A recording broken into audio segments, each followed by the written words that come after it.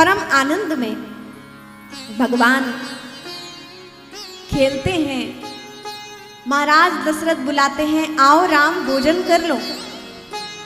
लेकिन भगवान खेलने में इतने निमग्न रहते हैं कि महाराज बुलाते रहते हैं और भगवान नहीं आते हैं। मैया कौशल्या बुलाती हैं, आओ राम भोजन कर लो, फिर खेलना, भगवान नहीं आते हैं। लेकिन जब कैकेयी मैया बुलाती हैं, आओ राम भोजन कर लो, भगवान सब कुछ छोड़ते हैं और कैकेयी मैया जो ही बुलाती हैं, भगवान राम कैकेयी मैया की गोद में बैठकर माँ की ठोड़ी पर हाथ रखकर माँ को निहारते हैं। माँ भलैयाएं लेती हैं और भोजन कराती हैं। भगवान राम माता कैकेयी से अत्यंत प्रेम करते हैं और माँ कैकेयी की भगवान राम से बहुत प्रेम करती हैं। आप देखिए कि वनवास जो भगवान को मिला उसमें माता कैकेयी का बहुत बड़ा त्याग है। आप देखिए कि लोगों ने माता कैकेयी को कितना बुरा बनाया, संसार वासियों ने माँ कैकेयी के त्याग को ना समझ सका ये संसार। और आज आप देखिए संसारवासी सुमित्रा नाम रख लेते हैं, कौशल्या नाम रख लेते हैं, लेकिन कोई अपनी पुत्री का नाम कैकेयी नहीं रखता है। ये भाव कैकेयी और भगवान राम के अलावा और कोई नहीं जानता। भगवान राम जानते थे कि हे माँ, ये संसार तुझे कलंकी समझेगा, तुझे दोषी समझेगा, लेकिन हे माँ तेरा स्थान जो मेरे हृदय में है वो किसी और का नहीं हो सकता है, ये मैं जानता हूँ। क्योंकि भगवान राम माँ कौशल्या से भी नहीं कह सकते थे कि हे माँ तू मेरे लिए वनवास मांग ले।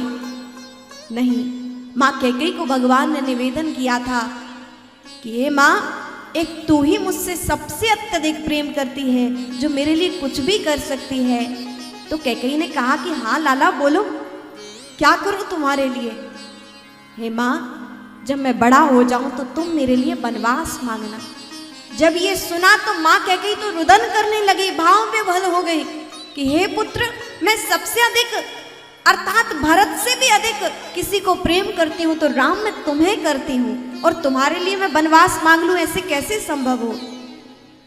भगवान राम ने कहा, माँ ये तुम्हारे अलावा कोई और नहीं कर सकता, क्योंकि मुझे सबसे अधिक कोई प्रेम करता है तो वो तुम करती हो, और जो जिससे जितना अधिक प्रेम करता है उसके लिए उतना बड़ा त्याग भी कर सकता है।